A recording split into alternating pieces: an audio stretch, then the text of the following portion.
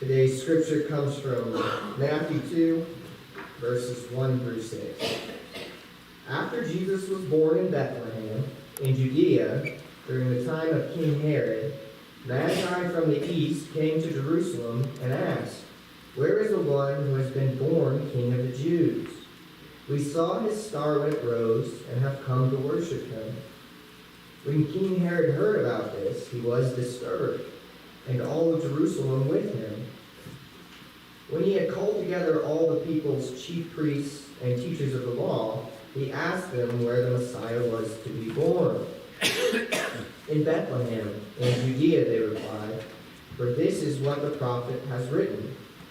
But you, Bethlehem, in the land of Judea, are by no means least among the rulers of Judea. For out of you will come a ruler who will shepherd my people Israel." Let's pray. Dear Heavenly Father, we thank you for the time here together, Lord, time to worship you in song and in word, Lord. I pray that as we move through this service, the things that we say and do will bring honor to you. I ask that you guide and direct us as we walk out this week. Lord, that we would point people towards your Son, Emmanuel. Lord, thank you. We pray all in your Son's name. Amen. Do the first verse, and we'll take the beat Greek, and then get the third or fourth verse.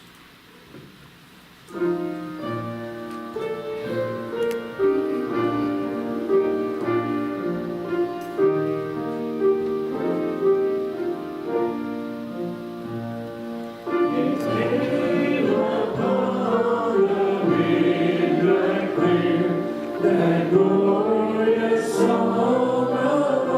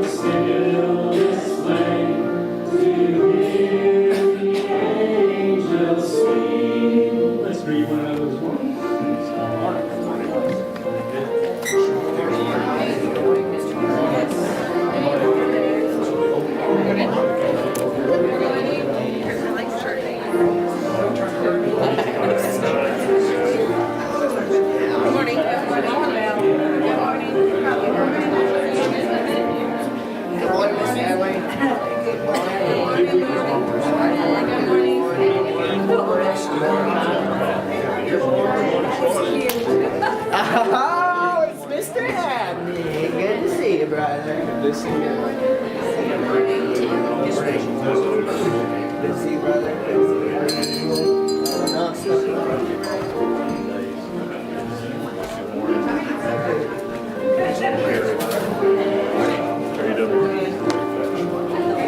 Good morning. How are you this morning? Good, how are you? Alex, we haven't met and greeted yet. Morning.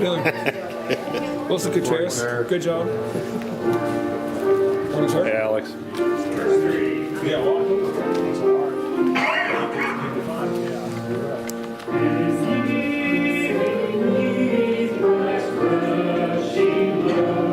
whose forms are bending low, who toil along the climbing way with painful steps and slow. Look now for glad and golden hours go swiftly on the wing. Oh, rest beside the weary road and hear the angels sing. For lo, the days are hasting on, my prophet prophets foretold.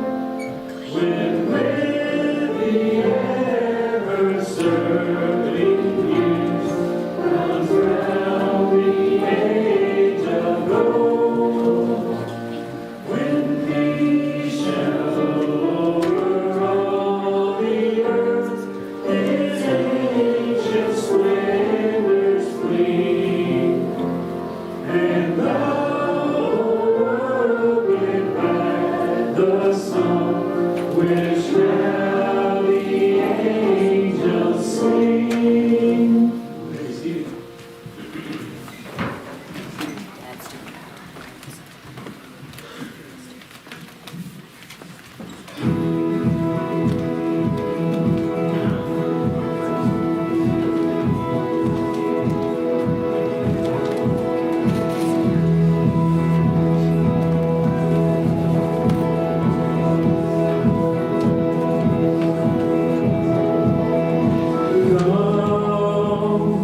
Now is the time to worship and come. Now is the time to give your heart. Come, just as you are to worship. Come, just as you are before your God.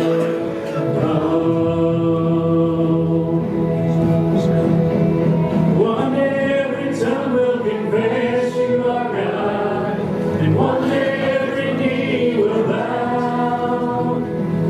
Still the greatest treasure remains for those who gladly choose you now. Come, now is the time to worship.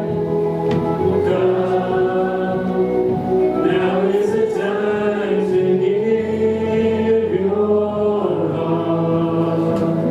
And come, just as you are to worship. Come, just as you are before your God. Come. And one day every tongue will confess you are God. One day every knee will bow. Still the greatest treasure remains for those who gladly choose you now. And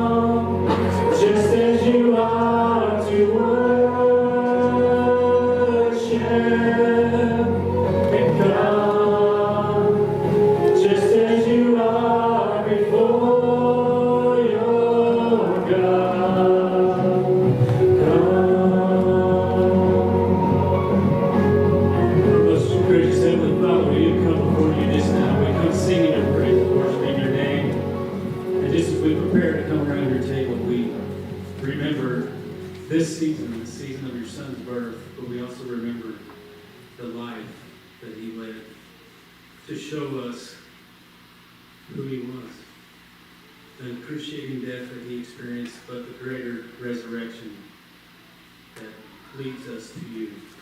The resurrection that makes it possible for us to be whole, to be complete, to be blameless in your sight. And Lord, we thank you for your grace. We thank you for your love. We thank you for his sacrifice, his birth, his death, his resurrection. We thank you for his willingness to go in our place. We thank you for the gift that he is. Just be with us as we come to this table this day. In his name we pray. Amen.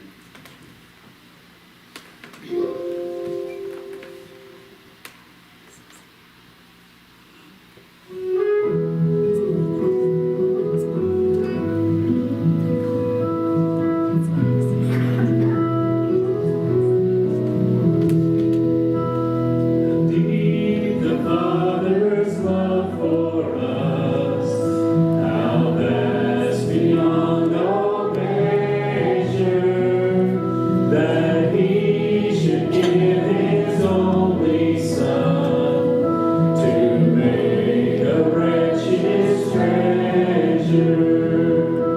How great the pain of sin lost, the Father turns his face away, as wounds which mar the chosen one bring many sons to glory.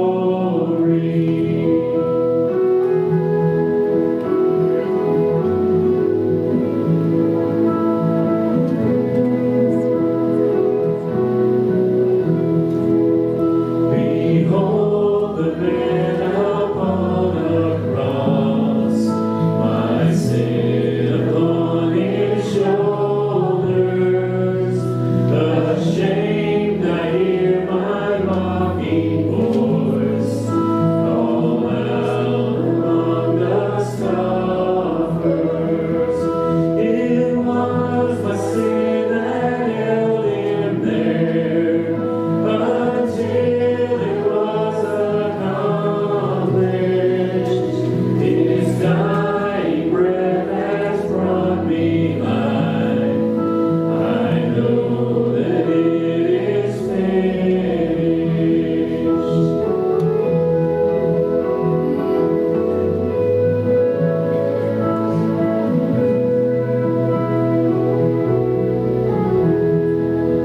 I will not boast in anything, no gifts, no power, no wisdom, but I will boast in Jesus Christ, his death and resurrection.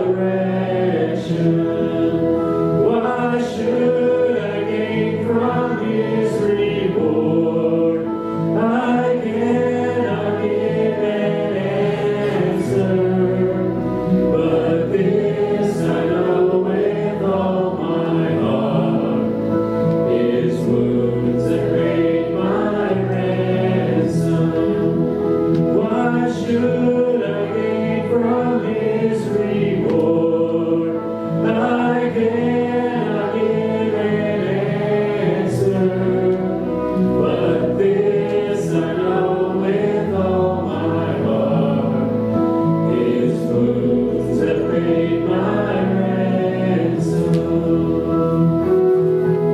All God's people say,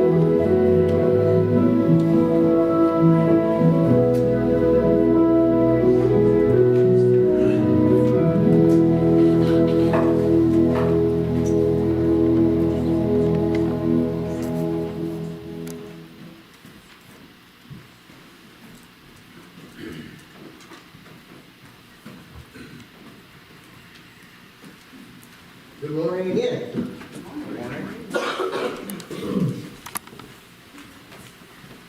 If you know anything about me, you know that I'm a huge history nerd. When it came time to choose what I'd like to teach, it was between science and history. And I like both equally well, the problem was I didn't want to be a coach, so. Like, how many history teachers have you met that aren't coaches? Yeah, so. A couple, there's an exception, no. But, with that being said, how many of you are familiar with the actions of a man named Joseph Vittori? Joseph Vittori.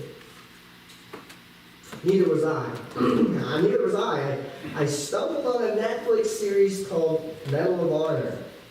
The show Medal of Honor, as the name would imply, describes in detail the actions of numerous Medal of Honor recipients.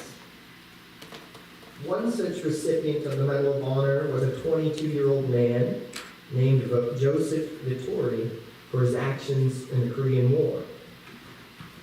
I'm not sure about you, but growing up I didn't hear a lot about the Korean War. Sometimes it's called the Forgotten War.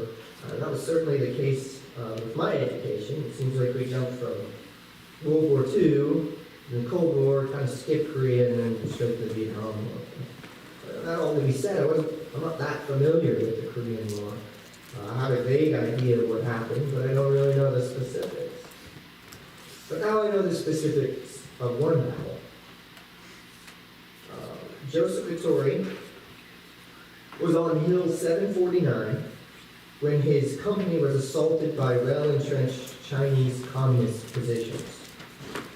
A vicious enemy counterattack drove back a forward platoon with heavy casualties.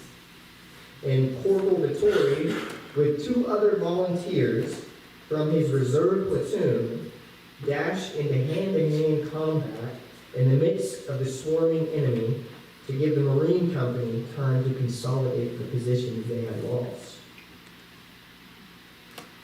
Later, when a call went up for an automatic rifleman to defend an isolated heavy machine gun position on the flank of his company's sector, Corporal Vittori again volunteered.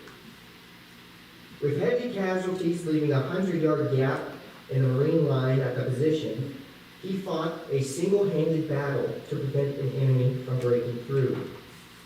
Leaping from one side of the position to the other, he kept up a withering 1,000-round fire for 3 hours. He made repeated trips through heavy shell fire to replenish his ammunition.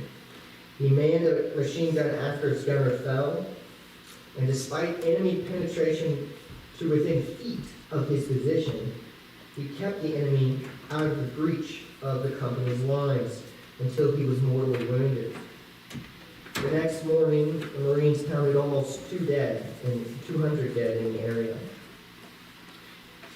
There were 4 machine gun nests on this hill, and they were very important and strategic for keeping the Chinese communists from breaking through. At one point, all 4 machine gun operators had been killed in action. Vittori's battle buddy was critically wounded to the point where he could only throw grenades. Rather than retreat in the face of the Chinese offensive, Vittori ran from machine gun nest to machine gun nest, keeping in mind that they were about 200 yards apart, each one, on an exposed hillside. But he ran from machine gun nest to machine gun nest through a hail of bullets and mortar fire, and he manned each nest for a time until he ran back to the first one and manned that nest again and again and again and again and again. In doing this, he successfully convinced the Chinese that there were far more Marines than just him up on that hill. Ultimately, he was at the last machine gun nest with his wounded battle buddy, having successfully pushed back the Chinese, and he was caught with a bullet to the head and died. Stories like this encourage me to honor those who have sacrificed for a good beyond themselves. At any point, this man could have, with a good conscience, turned back. He could have conceded the position, could have taken his battle buddy with him, but he did not. He pressed forward. In spite of the danger to himself, he continued to lay down fire. John 15, verses 12 through 13 says this. This is Jesus speaking. My command is this: love each other as I have loved you. Greater love has no one than this, to lay down one's life for one's friends. That is certainly what Joseph and Tori did. But as we come to the table today, what we must realize is that Christ laid down his life for us while we were his enemy. And although what Joseph and Tori did was heroic beyond all measure, he didn't do it for his enemies. He did it for his friends. Romans puts it really well. You see, at just the right time, when we were still powerless, Christ died for the ungodly. Very rarely will anyone die for a righteous person, though for a good person, someone might possibly dare to die. But God demonstrates his own love for us in this. While we were still sinners, Christ died for us. Since we have now been justified by his blood, how much more shall we be saved from God's wrath through him? For if, while we were still God's enemies, we were reconciled to him through the death of his Son, how much more, having been reconciled, shall we be saved through his life? Not only is this so, but we also boast in God through our Lord Jesus Christ, through whom we have now received reconciliation.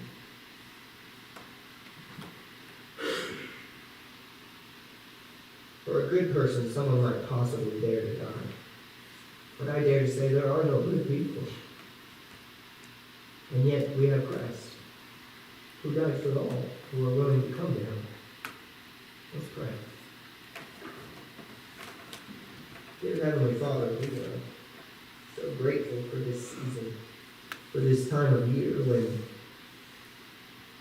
we make special effort to honor your Son coming into this world, Lord. He didn't come as a prince or a king. He didn't come with great fanfare and parades in the street, Lord. No, he came to a dirty manger. Lord, you chose to come and dwell amongst us in the muck and the mire. And if that were not enough, Lord, you gave your Son that we might live because of him. May we never forget it, Lord. We pray in your Son's name. Amen.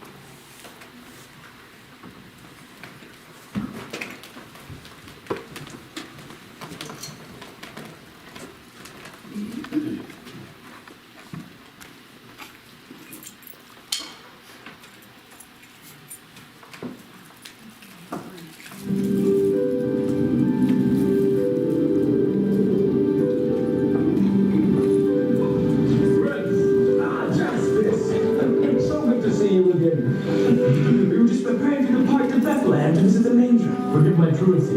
Even as a wise man, it proved difficult to find the perfect gift for the Prince of Peace. Yes. And what gift did you choose, Jaspis? I desired something both precious and unique. So I traveled through Egypt for 3 months to the land of Punt and found a bottle of frankincense. Oh, a perfect gift indeed, Jaspis.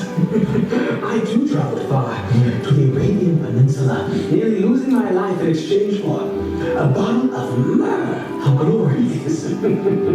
Brothers, I have a confession to make. I'm afraid that my gift did not require a long journey. But verily, I did sell all that I own to procure this gold for our Lord. Oh, that's most impressive. Yes. Doron, I nearly forgot about you. What have you found for the Almighty, even the King of Kings? Well, I decided to be a little more practical in my gift selection, so don't judge. Of course not, Doron. I'm sure that you spent many years selecting a humble yet appropriate item. Yes, that is, yep, sure did. Well, we better head out, brothers. Show us the gift, Doron. Is it just me, or is the star starting to look a little dimmer? You know, we should get going. The gift, Doron. All right, fine. But remember, we all agreed beforehand on a 10 shekel limit. And none of you followed that. Relax, Doron. For it is not the price that is important, but the thought that... I got a gift card. That's great! Yes! Yes! Why did I put this off until the last minute? This is like the least wise thing I have ever done. I'm sure it'll be fine, Doron. No. You guys always do this to me. You remember last year at the Wise Men White Elephant gift exchange? You brought an actual white elephant. How was I supposed to compete with that?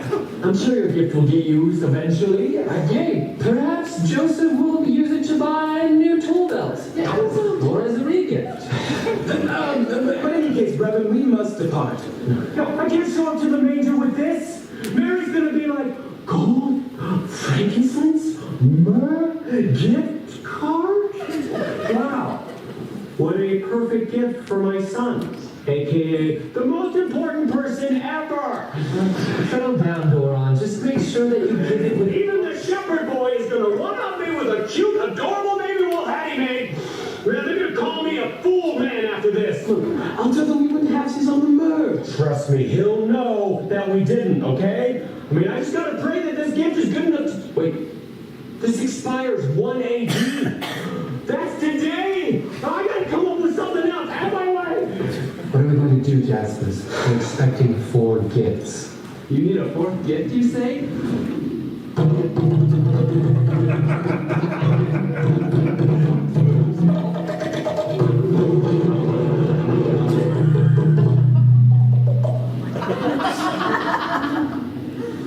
All right, let's take the little drummer boy. Get out of here while Doran's distracted.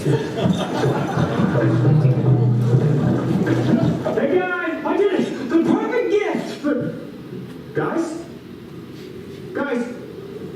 Hey! I see how it is. So you're the 3 wise men now, huh? Yeah, like that'll catch on. No, you missed me.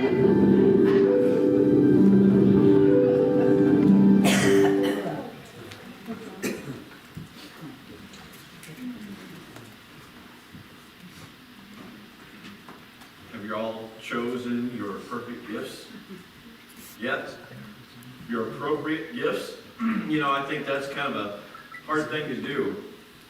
Find the appropriate gift for someone you love.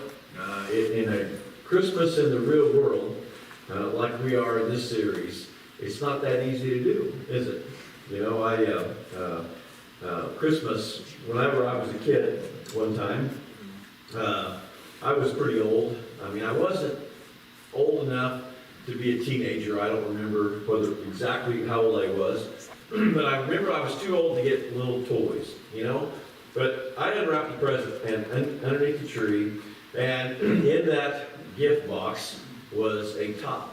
All right, this is what, go ahead and go to the third one. I'm gonna have to go right to there.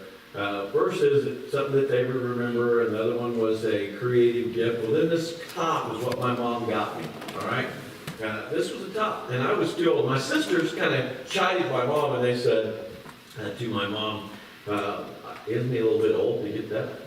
You know, for you to get him that toy, and I kind of agreed with them. I thought I was a little bit too old. And then my mom said something very sweet, and it made the toy very special. She said, he's getting older, and I thought this would be the last chance for me to buy him a toy. It became one of my favorite toys, and I kept it for a long time until, well, my sister sold it at a yard sale sometime, I'm sure. But giving gifts. Now we get this giving gifts idea as we talk about this story that we're going to talk about today, about the wise men. Okay? And we find this in the book of Matthew. And I want you to look in your bulletins, because in your bulletins you have a little outline. You can answer these if you want to. There's some blanks there. We'll be talking about this. First thing is we do every Christmas, we sing the song, We Three Kings.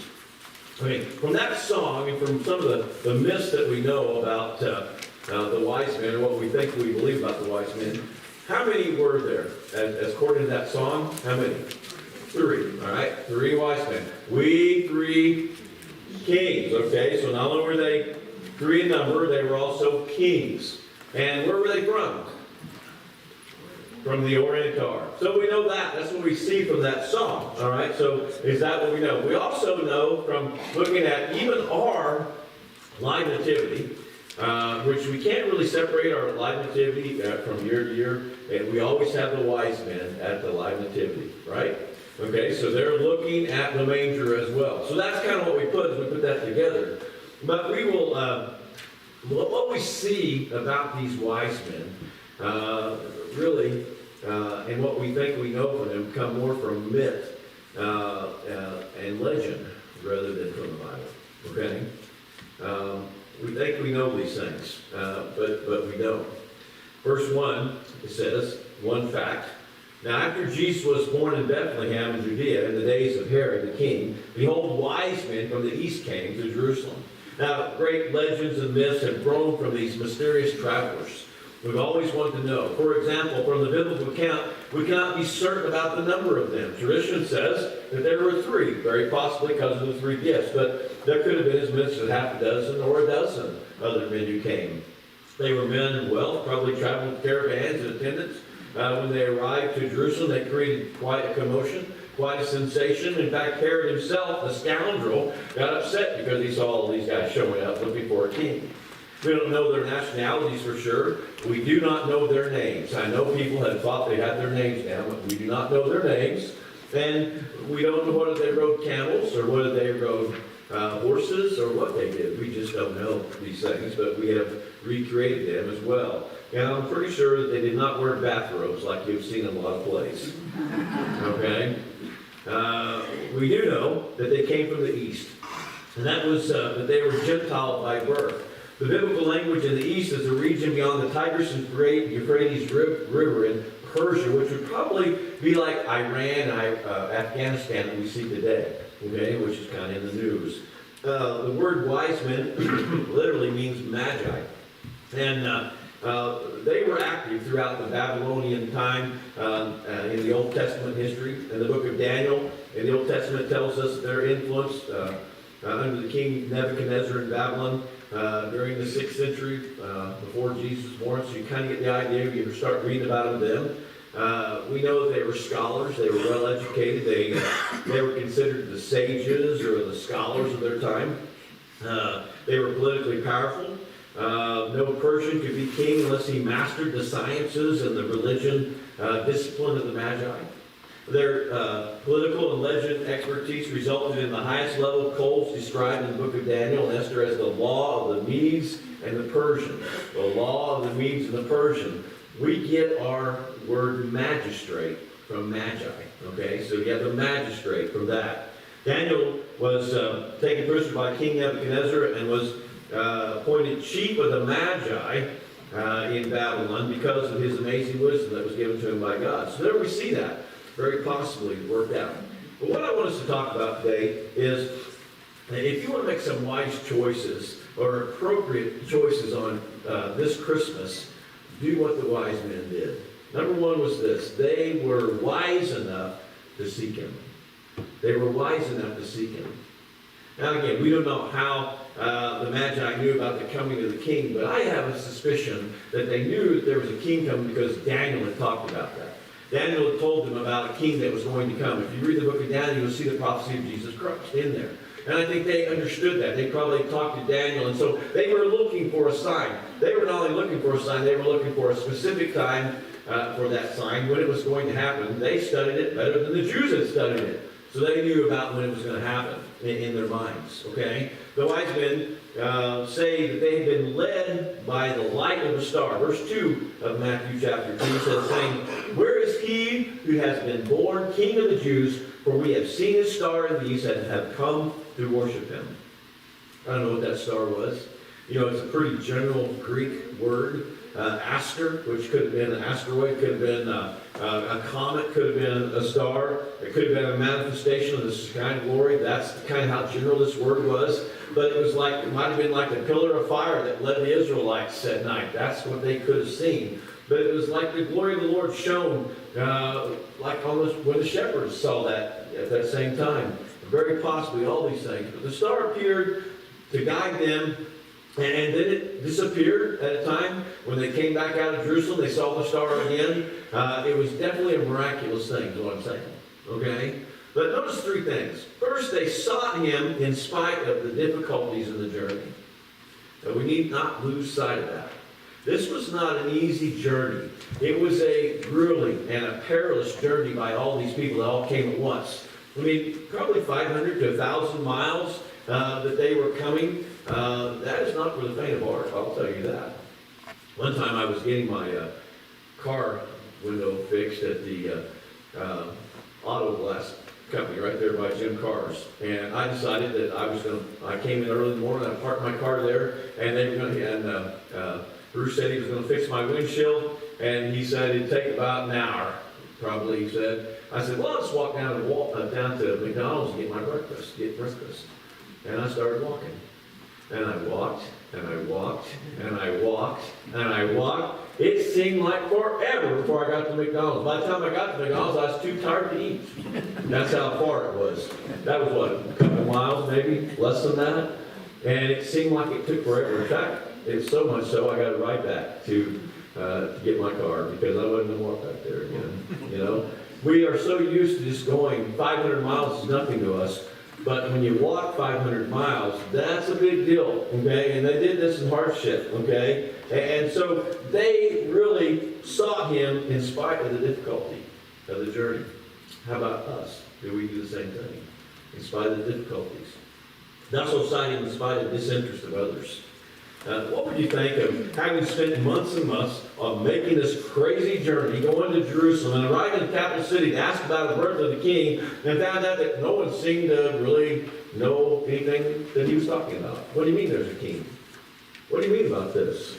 They had traveled for weeks to worship the newborn king of the Jews, and when they arrived in Jerusalem, they no doubt expected the city to be excited over the birth of the new king. Maybe even, it says in verse 2, where is he? You know, I can hear him saying, where is he, the king of the Jews? For we have seen his star in the east, and we have come to worship him. Now, the stop in Jerusalem was logical because that was the capital city. They were going there. They just knew that the newborn king would be there. Maybe even he was Herod's son. Oops. Herod's not a Jew. He's a Median guy. And he was not really a king. He was appointed by the emperor of Rome. He wasn't in the line of Christ at all. Verse 3 says that when Herod the king heard this, he was troubled. Now that's about the understatement of the Bible right there. Understatement. He was troubled. But here's the addition to that understatement. And all of Jerusalem was troubled with him. All of Jerusalem was upset as well because Herod is a maniacal killer. Herod is not a nice man. He is not. He was a tyrant. He was a murderer who removed anyone who had even a remote chance of challenging his rule. Okay? And by the time he died, he had murdered his brother-in-law. He had murdered his mother-in-law. He murdered his wife. And I'm going to go on. And he murdered 3 of his sons. That's the kind of guy he was. So whenever he says that he was troubled, that's an understatement. Okay? Even the emperor of Rome reported to have said this: it is better to be Herod's pig than Herod's son. And you know how that works. By the time they arrived, the wise men, Herod was only had a few months to live. He was old, he was sick, he was super paranoid. And the ultimate example of his violent paranoia was whenever he started getting sick, he went down to Jerusalem. He went down there because what he wanted to do is he arrested 70 prominent Jewish leaders of the city, put them in jail. And he ordered them, he says, when I die, I want you to kill all 70 of those men. You know why? Because he knew that no one would mourn for him. So he wanted to make sure Jerusalem was mourning when he died. So he's going to have all those 70 killed. That didn't happen, thank the Lord, but that's exactly what he did. That's the kind of man he was. And this man, Matthew tells us, was troubled. He was in great turmoil. Herod calls his religious experts together to find out more. Verse 4 says, and when he had gathered all the chief priests and scribes and people together, he inquired of them, where's the Christ was to be born? The response to Herod's question came straight from the Word of God. The theologians, to their credit, knew the Scriptures. All right, this is what they said. Verse 5. So they said to him, in Bethlehem of Judea, for thus it is written by the prophets, but you, Bethlehem, in the land of Judea, are not the least among the rulers of Judah, for out of you shall come a ruler who will be shepherd of my people Israel. I don't want you to miss the contrast here between the wise men and the religious leaders. Isn't it incredible? I mean, the wise men, they left their homes, they left their families, and at great expense, traveled hundreds of miles to follow the star to search for the church, for the Christ child. They really wanted to come and worship Jesus. But the religious leaders, on the other hand, they weren't the least bit interested. They could care less. I mean, they didn't even travel the 6 or 7 miles south of Jerusalem just to check it out for themselves. Can you imagine that? Their Messiah, the one that they read about, the prophecy, he's going to be born in Bethlehem. It doesn't give us any indication that they went down there and checked it out. To me, that is the biggest incredible statement of the Scripture. In verse 7, Herod calls the wise men again to his presence. He says, determine from them, at what time did that star appear? When did you see that star? And they sent them to Bethlehem and said, go and search carefully for the young child. And when you have found him, bring back word to me, that I might come and worship him. Yeah, right. That ain't going to happen. Okay? Herod, in fact, had no intention of worshiping Jesus. And it was only a matter of time that he was going to have all the babies killed for 2 years down. Kind of gives you an indication how old Christ was. Next thing that I want you to notice here, they sought him in spite of their personal disappointments. That's kind of a weird way to say it, but you think the Magi, when they finally found the baby Jesus, you think they were disappointed? I mean, they could have been. When you think about it, they were looking for a king in a palace, and what did they find? A little baby in a house with a poor mother. You know what I mean? Well, it's true that by the time the Magi arrived in Joseph and Mary, they had moved from the permanent quarters into the house that was there. It was a common working house, working class house. That's what the Greek indicates. It's just a common old house that was there. You know, I'm pretty sure Jesus didn't look like a king. And I'm positive that Jesus was living like a king. Do you understand that? Even today, as you seek and follow Jesus, maybe you experience some disappointments. I mean, Jesus will probably not be able to be all that you expect him to be in your life. I mean, you might expect him to quickly solve the problem that you're having. And if he doesn't solve it, I'm going to be disappointed. It's going to happen. You got to understand that. But like the Magi, we must learn to look beyond our personal expectations and worship the King anyway. Okay? But not only were the wise men wise enough to seek him, if you want to make wise choices, appropriate choices, this Christmas, do what they did. They were wise enough to worship him. This is what Christmas is all about for us, is worship. We worship him. You know, at the heart of this account is worship. Submission and adoration that the Magi had to Jesus. And as soon as they arrived in Jerusalem, that's what they announced. We have come, what? To worship him. We want to worship this King. Now in verse 9, we're told that they, as they left the presence of King Herod, they were led by the star again. Okay? And the wise men, they make a 7-mile trip from Jerusalem down into Bethlehem. And there they found the one they sought. Verse 9 says, when they had heard the king, they departed, and behold, the star which they had seen in the east went before them, till it came and stood over where the young child was. When they saw the star, they rejoiced. This is where the star becomes a miracle star, doesn't it? Goes and they know right where Jesus is at because the star is right above it. Okay? You know, picture the scene, will you? This is a small town. Probably a few hundred people lived in Bethlehem at that time. Okay? And you got all of these wise men coming with their whole entourage, walking down and heading right into Bethlehem. Can you imagine the scene there? Everyone's going, you ain't going to believe what just pulled in town. You're not going to believe that. And it was the house they went there. And when they got to that house, they saw the young child, which is a baby. And based on verse 16, we can infer that since Herod had every child under the age of 2 killed, that Jesus was somewhere between 12 months and 24 months old when the men visited him. It took them that long from when they saw the star of his birth to when they got there. Maybe a year and a half to get there. But when they found him, they worshiped him. Verse 11 said, and when they had come into the house, they saw the young child with Mary, his mother, and they fell down and worshipped him.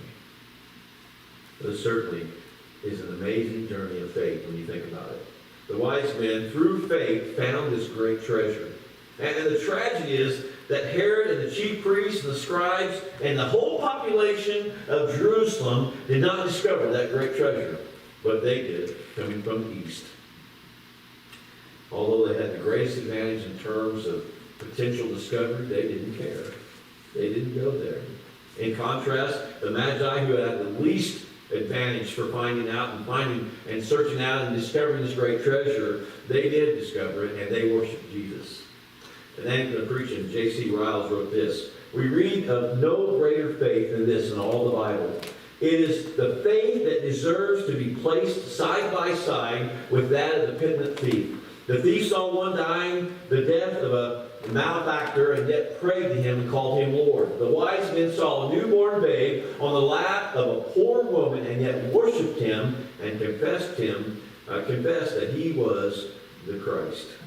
Isn't that great? The Magi acknowledged in their actions the right of this child to reign and rule in their lives. They worshipped. And they worshiped. It was spontaneous. It was joyful. They fell down. They worshiped. They prostrated themselves before the baby king. They presented him with gifts of great material value, which also had great significance. Okay? Verse 11 continues. And when they had opened their treasures, they presented him gifts to him of gold, frankincense, and myrrh. In the gifts given by the wise men who seen Jesus, they came to him and they gave him these great gifts of great cost. Now they were, the gifts that they gave him were great. One was gold. Last summer we went to Skagway, Alaska, and we went up to the White Pass. And as we were going up the White Pass, he said, this is the trail that all these guys that were going for gold into the Yukon, they walked up this mountain. We rode a train up that mountain, and it was scary on the train. I can't imagine what it would have been like to walk up that in the wintertime trying to get there. They had to go up 2 or 3 times carrying supplies. They did all that so they could get there and get that precious metal, right? Gold. We watched the gold shows, Yukon Gold now on my TV, and I sit there and go, wow, wouldn't it be fun? Because why? Because gold has always been a very precious metal. Okay? We like gold. And it has been a common symbol also, though, of royalty. All right? And the gift of gold recognizes Jesus' right to be king. Okay? Gold is also associated with the worship of God.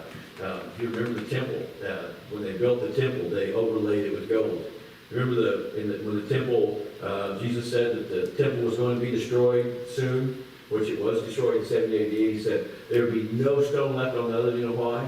Because they moved all those stones so they get to the gold. Because when they destroyed the temple and the gold melted, it fell down in the cracks, and they would make sure they got it all, so not one stone was left upon another one. And they were getting the gold. Also, they gave him frankincense.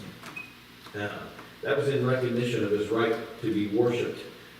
It was also used to temple worship. He kind of tells you too that he was like the priest. You know, he was the king and priest here as well. Okay, incense produced a unique smell. This unique smell was always associated with worship in the Jewish mind. Okay, the cloud created by the burning of incense represented the presence of God in the cloud that led Israel to the promised land. Third thing they gave him was myrrh. Now, this gift introduces the honest note into the celebration and worship, because it's curious to give this gift to the newborn king. Myrrh was an Aramaic spice used in embalming the dead. This gift of myrrh was recognizing the sacrifice that he was going to make.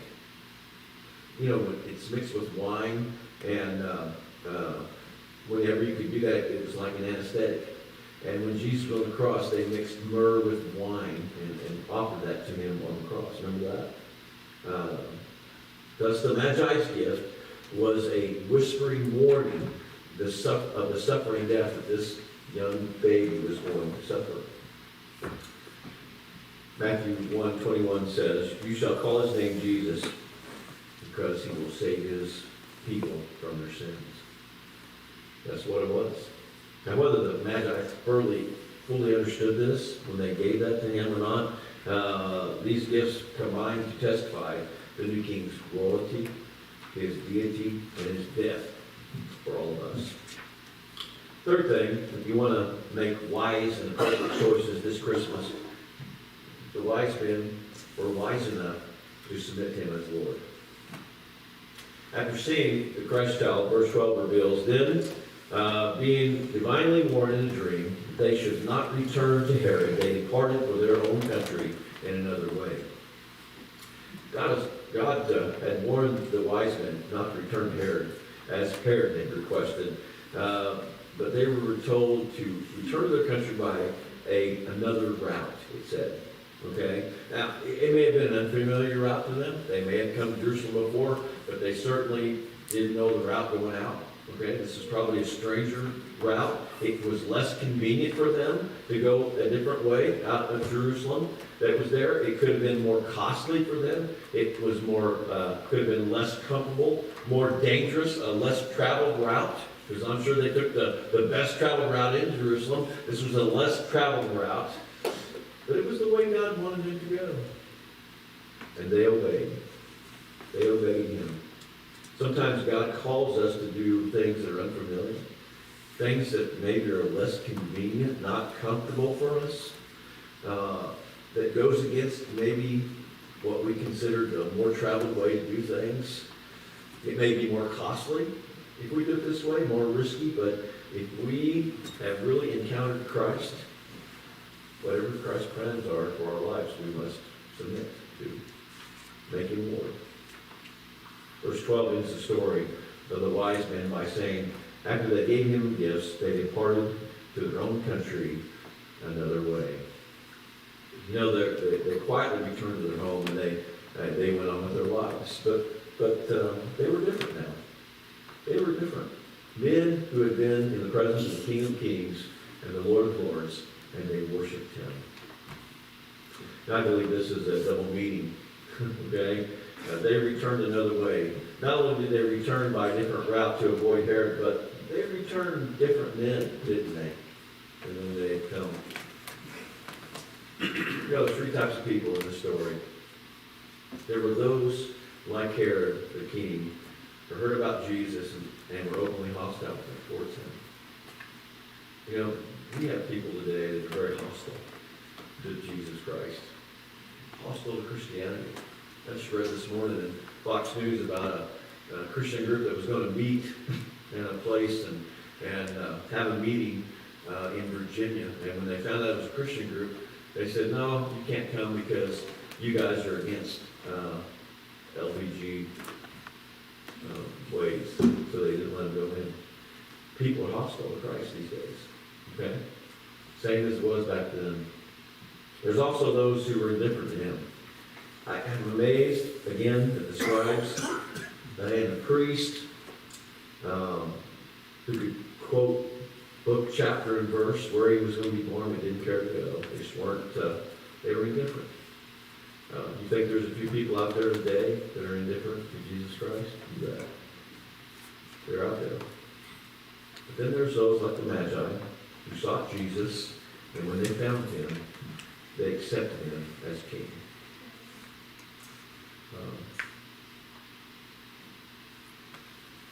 Magi's journey, it was at great cost. It was a perilous journey. It was a long journey, but they did it anyway. You know, Jesus Christ, this Christmas, this year, is either Lord of all, or he's not Lord at all. Right? So this Christmas, let's make a choice. Christmas in the real world, let's make Jesus Lord of our lives. Let's pray. Father, we thank you for the opportunity to study the Word. And Father, the story that we have, I pray that we find some things from this that are practical to us. You know, it is hard to find the appropriate gift to give to our loved ones, but the appropriate gift to give to you is to make you Lord of our lives. And I pray, Father, that we do that. It's in the precious name of Christ we pray. Amen. Let's all stand, please.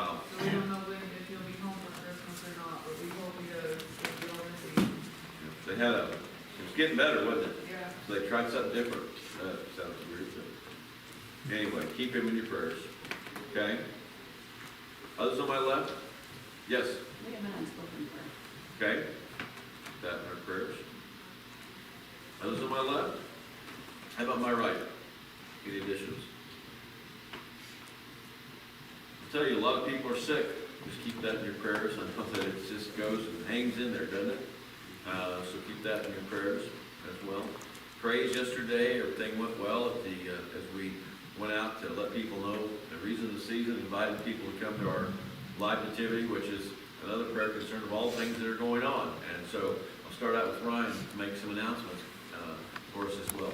Yeah, we're going to have a parents' night out December 16th. So what that is if you bring your littles, bring your high schoolers, bring your junior hires, the littles are going to hang out with us from 5 to 10 p.m. Just so that you can get whatever kind of shopping or rest you need during this busy season. And then after the littles go home, high school and junior high will have a walk-in until 7 a.m. So the idea is they help us wrangle children, and then we reward them. Okay. We have a senior trip also Friday night. All the senior citizens will be traveling down to Branson. It's leaving at 4:30. Leaving at 4:30, going to Golden Corral from here and then on to the show. Yep. And like that evening. Now, the next Sunday, we have finger food Sunday night. So if you plan on doing a finger food and being here Sunday night for the Christmas program, Also, Sam said she needed some things for Christmas program. Anyone remember? Milk crates. Milk crates, okay? Bring your milk crates, okay? Put your name on them, you can get them back that way, foremost, or whatever it is. Bring them and put them back.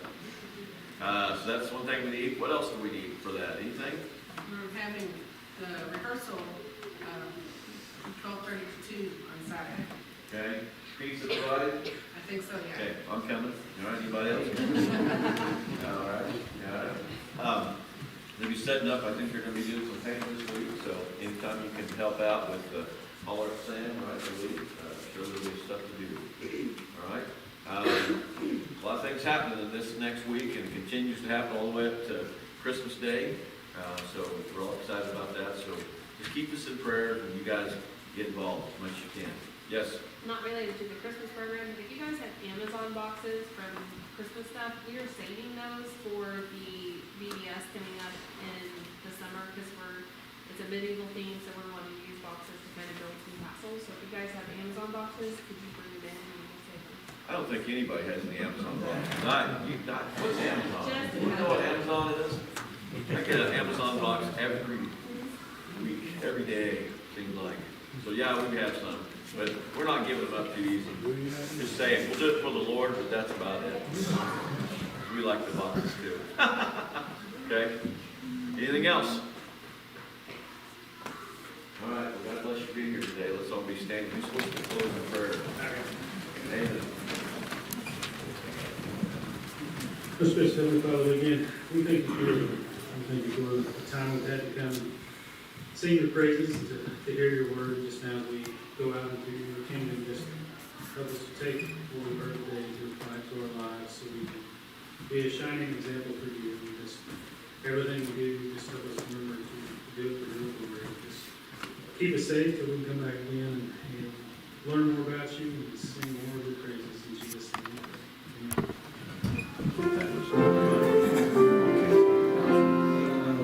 Go tell it on the mountain, over the hills and everywhere.